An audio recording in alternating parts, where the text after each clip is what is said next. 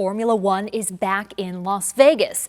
Unlike the races here in the early 80s, though, which took place primarily in the parking lot of Caesar's Palace during the day, this race goes down the iconic Las Vegas Strip at night. It's 50 laps on a 3.8-mile course. Months of construction and road work have made it possible, and following its development ever since the race was announced in March of 2022 have been Rick Velada, assistant business editor at the Las Vegas Review-Journal, Alan Snell, publisher of LVSportsBiz.com, Mikhail Miranda, Formula One betting expert at VSiN, and John Katsalamidis, columnist at the Las Vegas Review-Journal. Gentlemen, welcome. We are going to talk about the race itself because there are unique aspects that Mikhail is going to tell us about. But I want to start with a broad question of whether the Las Vegas Grand Prix is good for Southern Nevada. Can I start with you, Rick? I think initially the idea was that this is going to be something that's going to be fantastic for Southern Nevada because they're bringing in an audience of international guests that really have been low in the past few years because of COVID-19. But as things have progressed and some of the details of the race have come out, maybe there's not quite as much enthusiasm for it as there was in the past because of the effect that it's had on local residents and local business people. Those impacts being, Alan? Well, I think bringing up the word debate is kind of a polite way of what we've seen, because we've seen locals be, I think, quite angry about the impact and disruptions at all the improvements and road work, and basically you're building a linear stadium along nearly 4 miles of public right-of-way. So the public officials, Clark County commissioners who brought this and approved this project, will have to answer a very simple question, and that is, are the economic benefits that are still up to debate, and we'll see, they'll roll in the next few months in terms of sales tax revenue and hotel occupancy rates and such. We'll see if all those numbers are worth the kind of disruption and really difficult commutes and kind of misery by some of the workers who have to work along this really high-profile corridor. Johnny Katz, good for Las Vegas. Well, I will tell you that where I live in the entertainment industry especially, it has not been an economic boom by any stretch of the imagination. This week and in the run-up to the show, I've had Ross Mollison, who's got 3 productions in Las Vegas, including Absinthe, which is one of the biggest sellers in the city, say he's had his worst week ever this week. And that is not uncommon among people who put on shows. So somehow this economic impact is, those losses are going to have to be offset. This is happening in entertainment. This is happening in restaurants. We've had some coverage of that too. Our friends at, for example, Batista's, a legendary restaurant, have been telling us, everybody, that they've had 100 cancellations a night because of F1. So when the money rolls in, I'd like to see some way to explain to the people who have been putting on shows and running restaurants how they're going to benefit over time. We need to have that conversation after F1. Yeah, Katz, I hope you don't mind, I just call you Katz for the sake. All right, you just Johnny did it. Katz. But I think you've raised a good point. I think you listed some of the shows that went black during the week and dark. And what's interesting about these big billion-dollar numbers that are being thrown about, that's been thrown around for the last several months really, is that how will the losses be calculated in the bottom line net income? I'm still waiting to see that number come out in the wash, because there's also, keep in mind, what about all the lost hours, people in traffic, people who couldn't get to work, they're still struggling to get to work this week. How will those losses be calculated in the net income from this big event? And you're right, there have been varying reports of the economic impact. 1.7 billion from some organizers, 1.3 billion from the LVCVA. Mikhail, tell me what you think about, is this good for Southern Nevada? I think it is. There's been a lot of talk about when it come back to Vegas ever since Austin, and since the Netflix series Drive to Survive. It blew up during COVID and everyone got into this, and it was a great time to enjoy a great show. But as we were going and they said it's going to come to Vegas, I'm like, yes, let's get back here. Let's go to and have a couple races here. But the fact that it's come so soon, I think causes a bit of an issue for me.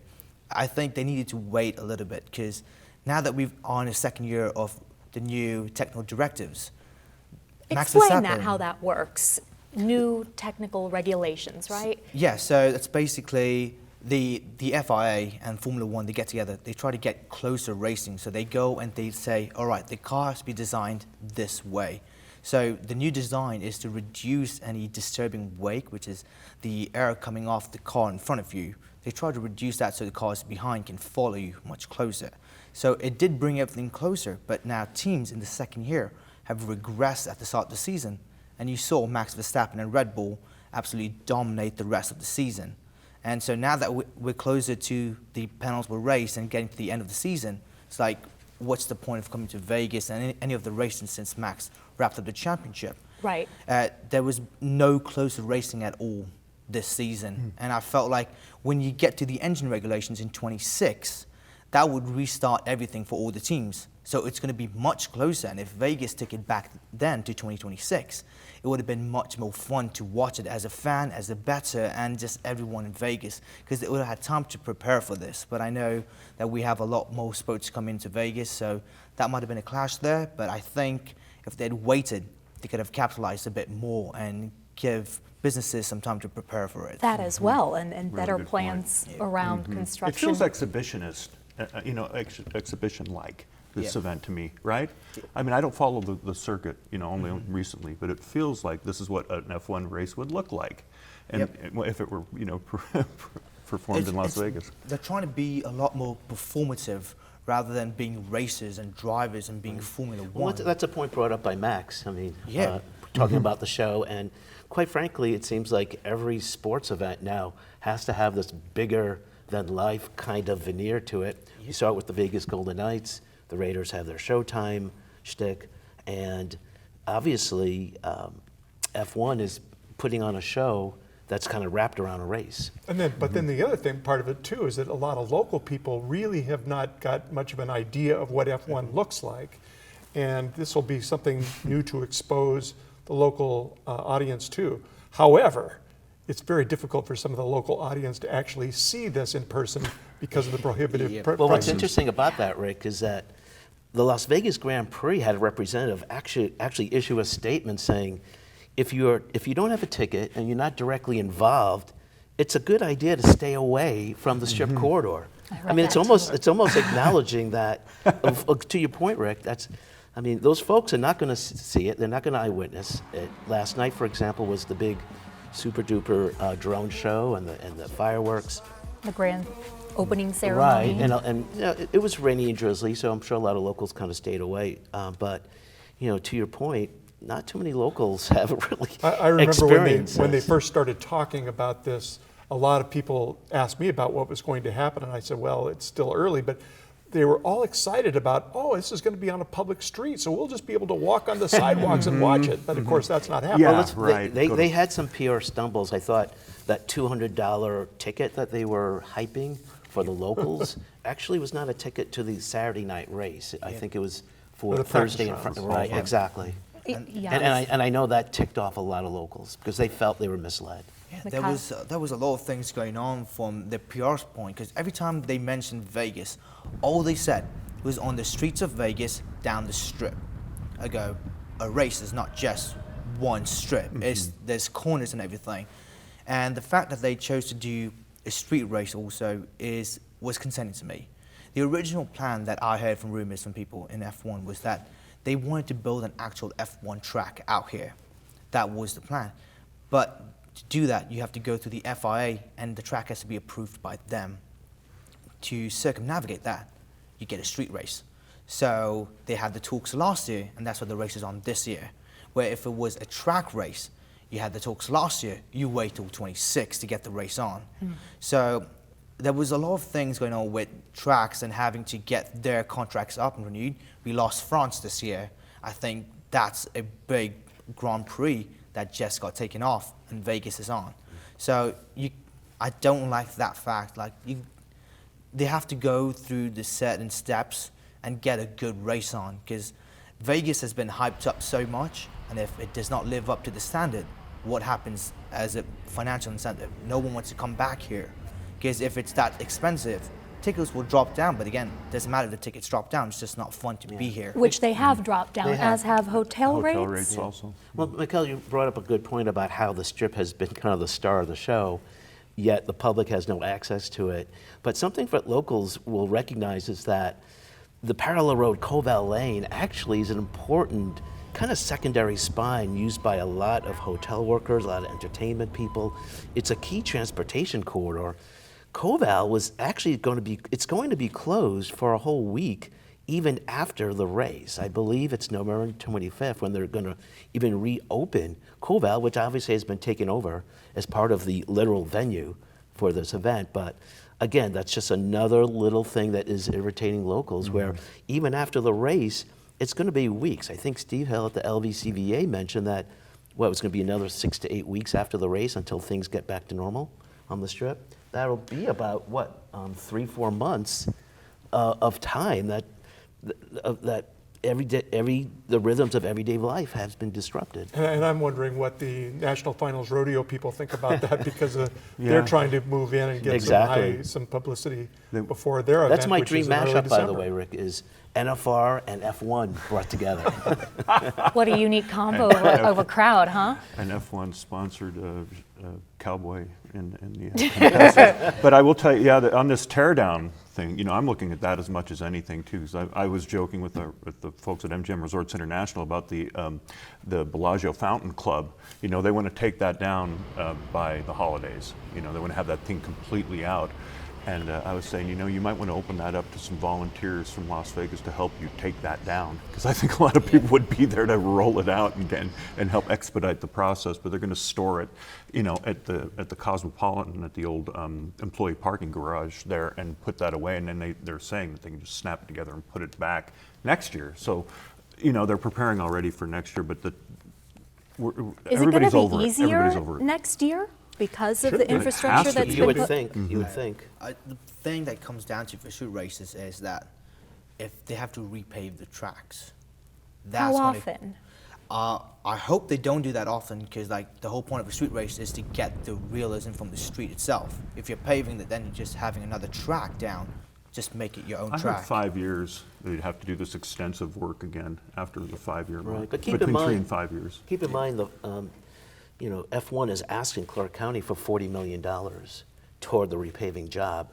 That's also been a spur under the crop for the locals as well. What do we know about when that will be decided, whether Clark Well, County is Jim paying Gibson that? had kind of a soupy explanation for this. It was kind of at a press conference kind of thing with Metro Police, and he basically said the bottom line is they wanted to negotiate this thing after the race, which I think is a good thing. Like, don't even bring it up during race week, and just do the negotiations later. I will say people will be very upset if Clark County is on the hook for $40 million after being put through the ringer for the last 2 to 3 months. Yeah. After being promised a windfall to begin with. Right. Well, help me understand this, Rick, because the CEO of the LVCVA reportedly said the race is going to bring in about $100 million in tax revenue. But you reported in April that the LVCVA is projecting flat tax revenue for the 2023-2024 fiscal year. Well, it's because of some of the other losses, or not losses, but declines in other revenues in the past. This is kind of a makeup situation. So even though this particular race should benefit to a great extent, and I'm thinking not just because room taxes are going to be through the roof with some of the average daily room rates that are in place, but also we're anticipating that the gaming numbers are going to be up. We won't know those answers until like the end of December. So once we see that, then maybe we'll have a better assessment of just exactly where the tax revenue is going to go. Okay. So let's talk about the race itself a little bit. Mikhail, what excites you about it? Because as you mentioned, the championship has already been crowned. So what is there to watch? So a lot of people don't know that just because the championship is wrapped up doesn't mean there aren't fights going on. Where you finish in the Constructors' Championship means a great deal to the constructors. It's tens of millions of dollars for next year's project. So Mercedes, McLaren, Ferrari, Aston Martin are still fighting for positions from 2 to 5. That is a great championship fight right there, because McLaren and Mercedes said that at the beginning of the year, their car wasn't great. Now they've turned that around. McLaren more so than Mercedes, and you're seeing the fights now coming back. Where they finish in the championship could be crucial to how they design next year's car, which could mean closer fighting against Red Bull next year, or further fighting from Red Bull. Or maybe Red Bull doesn't fight at all, and it's going to be Ferrari, Mercedes.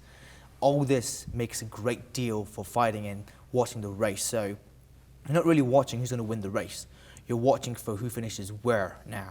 You're just looking at the rest of the grid. Everyone's forgotten about Max. Like, Max?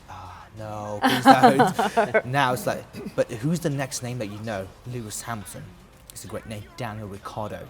These are big names in Formula One. You're going to be watching them a lot closely than Red Bull and Max Verstappen. But I'm curious if Nevada people or Nevada sports fans even know these names or care about these names. This is largely a European crowd that's going to be really intensely interested in this, I would think. I think the thing that they didn't really get to around is they wanted an American team. They do have one. Haas is an American team. Gene Haas from NASCAR has a Formula One team. But they have no American drivers in this American team. And the American driver is Logan Sargent at Williams. They've done to get him up there and get some fame on his name.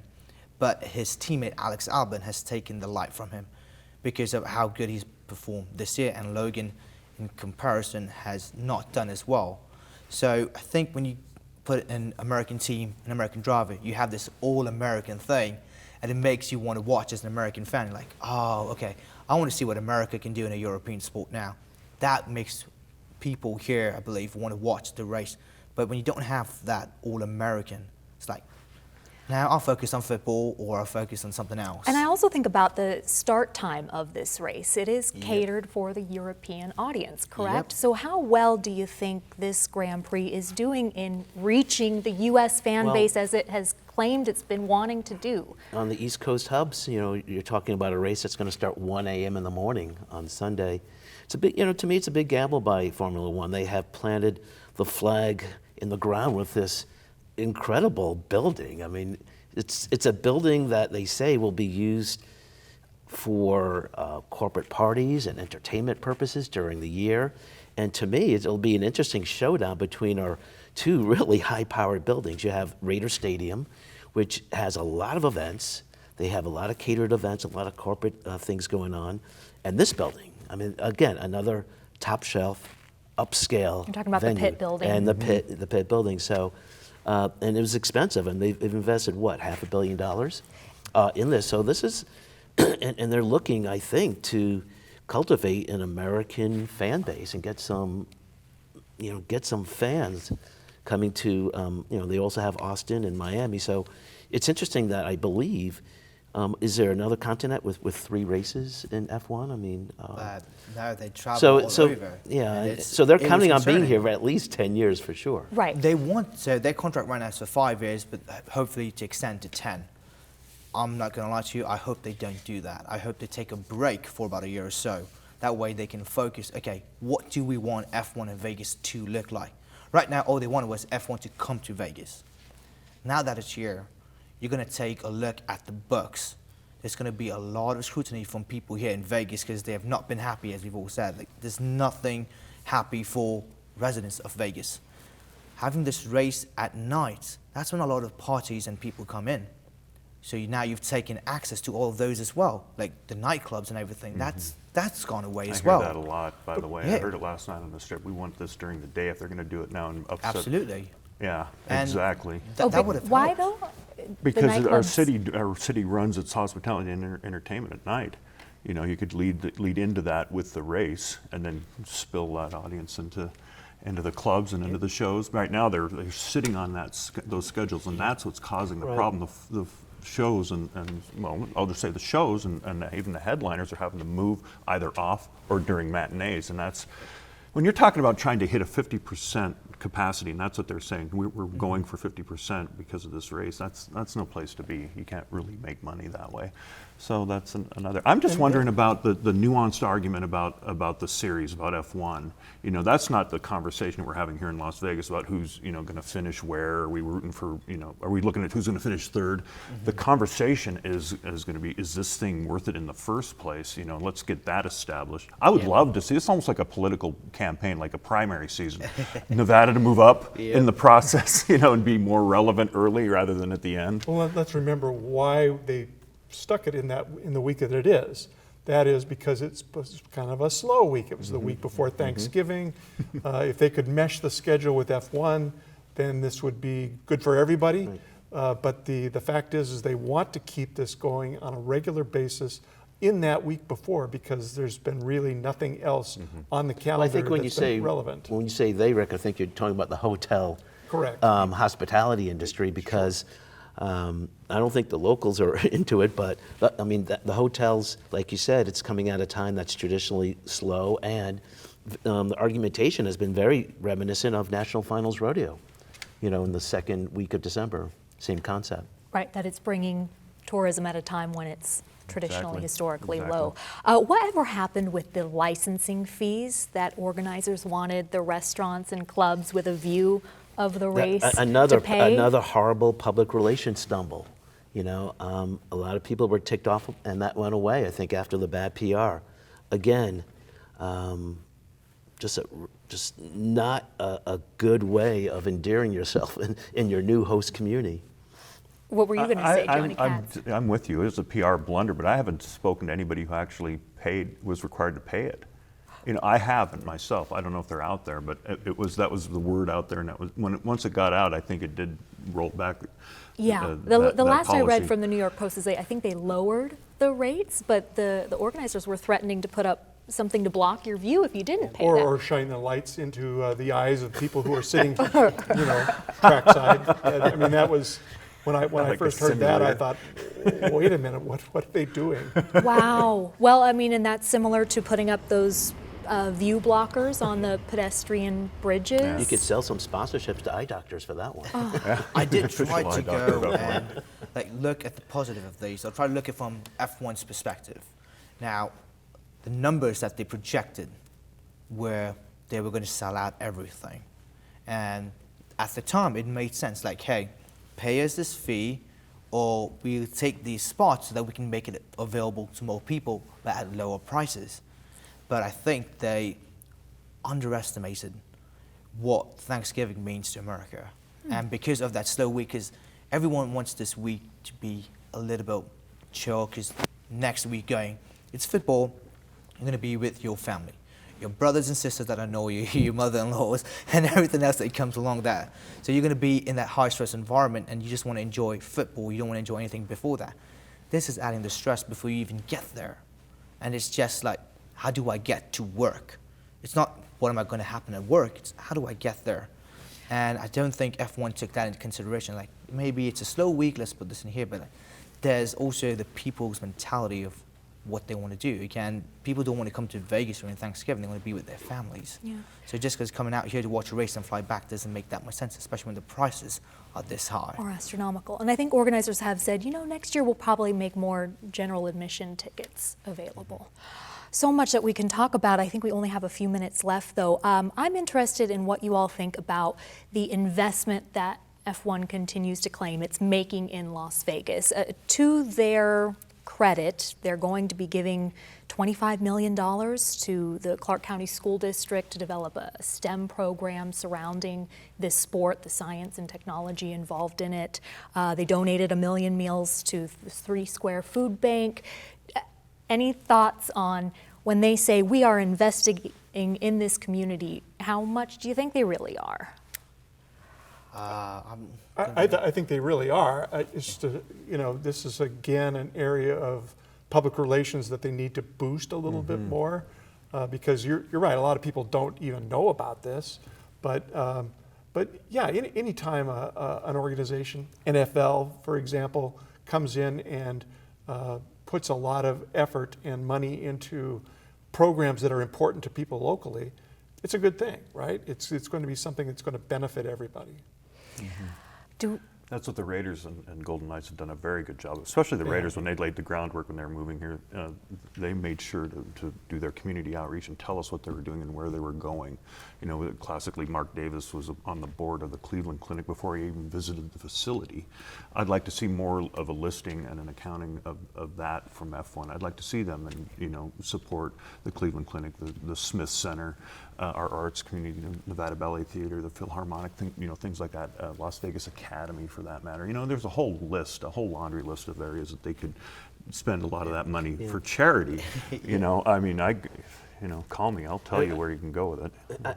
I will say that, you know, since you brought up the Golden Knights versus the Raiders and also F1, what we've seen is what happens when Las Vegas assumes ownership We've of got about 15 seconds left. when they assume ownership of the product, it works out so much better. When F1 comes in, when the Raiders come in, it's such a hard lift. You're moving up a hill to try to get people on board. Gentlemen, thank you so much for all of your perspective.